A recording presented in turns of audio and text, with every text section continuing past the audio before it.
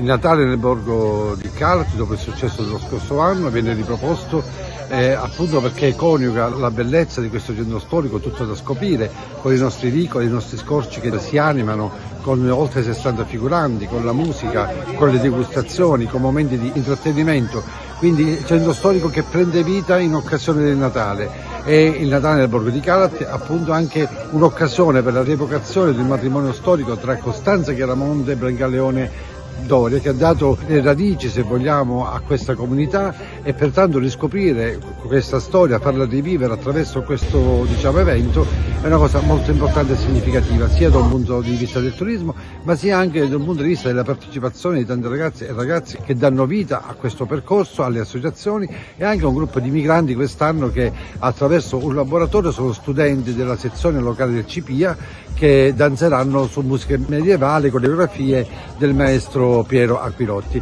Quindi un'occasione per trascorrere sicuramente una bella serata, per degustare delle cose buone, ma anche per un'immersione, un percorso sensoriale che ci riporta indietro nelle lancette della storia e ci fa vivere davvero grandi emozioni.